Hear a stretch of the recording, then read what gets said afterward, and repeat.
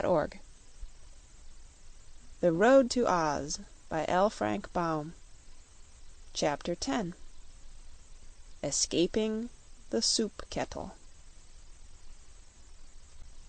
The Shaggy Man got up and felt of himself to see if he was hurt, but he was not. One of the heads had struck his breast, and the other his left shoulder, yet though they had knocked him down, the heads were not hard enough to bruise him. "Come on," he said firmly. "We've got to get out of here some way." And forward he started again. The Scoodlers began yelling and throwing their heads in great numbers at our frightened friends. The Shaggy Man was knocked over again, and so was Button-Bright, who kicked his heels against the ground and howled as loud as he could, although he was not hurt a bit. One head struck Toto, who first yelped and then grabbed the head by an ear and started running away with it. The Scoodlers who had thrown their heads began to scramble down and run to pick them up, with wonderful quickness, but the one whose head Toto had stolen found it hard to get it back again.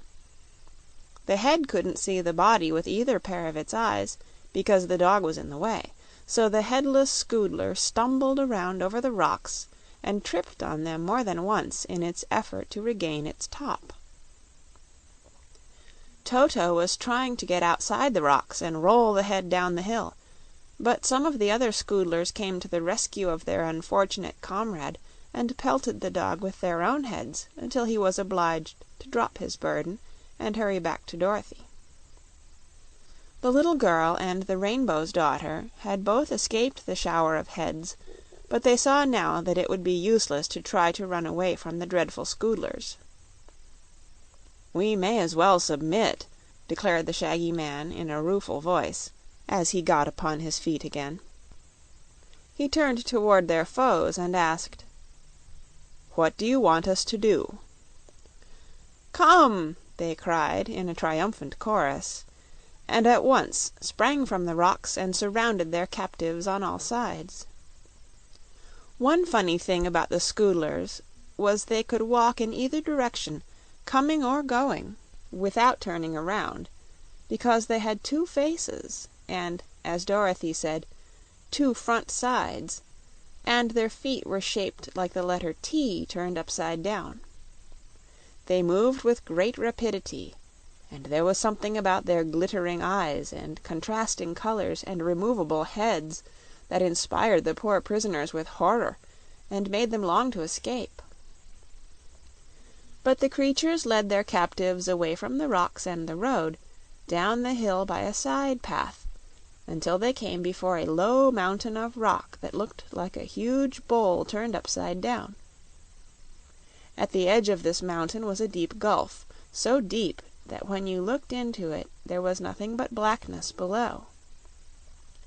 Across the gulf was a narrow bridge of rock, and at the other end of the bridge was an arched opening that led into the mountain.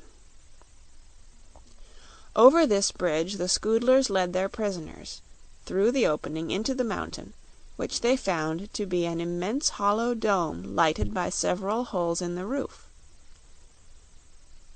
All around the circular space were built rock houses, set close together, each with a door in the front wall. None of these houses was more than 6 feet wide, but the Scoodlers were thin people sidewise and did not need much room. So vast was the dome that there was a large space in the middle of the cave, in front of all these houses, where the creatures might congregate, as in a great hall. It made Dorothy shudder to see a huge iron kettle suspended by a stout chain in the middle of the place, and underneath the kettle a great heap of kindling wood and shavings, ready to light. "What's that?" asked the Shaggy Man, drawing back as they approached this place, so that they were forced to push him forward. "The soup kettle!" yelled the Scoodlers, and then they shouted in the next breath, "We're hungry!" Button-Bright, holding Dorothy's hand in one chubby fist and Polly's hand in the other, was so affected by this shout that he began to cry again, repeating the protest: "Don't want to be soup, I don't." "Never mind," said the shaggy man, consolingly. "I ought to make enough soup to feed them all, I'm so big. So I'll ask them to put me in the kettle first." "All right," said Button-Bright, more cheerfully. But the Scoodlers were not ready to make soup yet. They led the captives into a house at the farthest side of the cave, a house somewhat wider than the others. "Who lives here?" asked the Rainbow's Daughter. The Scoodlers nearest her replied, "The Queen." It made Dorothy hopeful to learn that a woman ruled over these fierce creatures, but a moment later they were ushered by 2 or 3 of the escort into a gloomy, bare room, and her hope died away. For the Queen of the Scoodlers proved to be much more dreadful in appearance than any of her people. One side of her was fiery red, with jet black hair and green eyes, and the other side of her was bright yellow, with crimson hair and black eyes. She wore a short skirt of red and yellow, and her hair, instead of being banged, was a tangle of short curls upon which rested a circular crown of silver, much dented and twisted because the Queen had thrown her head at so many things so many times. Her form was lean and bony, and both her faces were deeply wrinkled. "What have we here?" asked the Queen, sharply, as our friends were made to stand before her. "Soup!" cried the guard of Scoodlers, speaking together. "We're not," said Dorothy, indignantly. "We're nothing of the sort." "Ah, but you will be soon," retorted the Queen, a grim smile making her look more dreadful than before. "Pardon me, most beautiful vision," said the shaggy man, bowing before the Queen politely. "I must request your Serene Highness to let us go our way without being made into soup, for I own the Love Magnet, and whoever meets me must love me and all my friends." "True," replied the Queen. "We love you very much, so much that we intend to eat your broth with real pleasure. But tell me, do you think I am so beautiful?" "You won't be at all beautiful if you eat me," he said, shaking his head sadly. "Handsome is as handsome does, you know." The Queen turned to Button-Bright. "Do you think I'm beautiful?" she asked. "No," said the boy. "You're ugly." "I think you're a fright," said Dorothy. "If you could see yourself you'd be terribly scared," added Polly. The Queen scowled at them and flopped from her red side to her yellow side. "Take them away," she commanded the guard, "and at 6 o'clock run them through the meat chopper and start the soup kettle boiling. And put plenty of salt in the broth this time, or I'll punish the cooks severely." "Any onions, your Majesty?" asked one of the guard. "Plenty of onions and garlic and a dash of red pepper. Now go!" The Scoodlers led the captives away and shut them up in one of the houses, leaving only a single Scoodler to keep guard. The place was a sort of storehouse, containing bags of potatoes and baskets of carrots, onions, and turnips. "These," said their guard, pointing to the vegetables, "we use to flavor our soups with." The prisoners were rather disheartened by this time, for they saw no way to escape and did not know how soon it would be 6 o'clock, and time for the meat chopper to begin work. But the shaggy man was brave, and did not intend to submit to such a horrid fate without a struggle. "I'm going to fight for our lives," he whispered to the children, "for if I fail we will be no worse off than before, and to sit here quietly until we are made into soup would be foolish and cowardly." The Scoodler on guard stood near the doorway. turning first his white side toward them and then his black side, as if he wanted to show to all of his greedy 4 eyes the sight of so many fat prisoners. The captives sat in a sorrowful group at the other end of the room, except Polychrome, who danced back and forth in the little place to keep herself warm, for she felt the chill of the cave. Whenever she approached the Shaggy Man, he would whisper something in her ear, and Polly would nod her pretty head as if she understood. The Shaggy Man told Dorothy and Button-Bright to stand before him while he emptied the potatoes out of one of the sacks. When this had been secretly done, little Polychrome, dancing near to the guard, suddenly reached out her hand and slapped his face, the next instant whirling away from him quickly to rejoin her friends.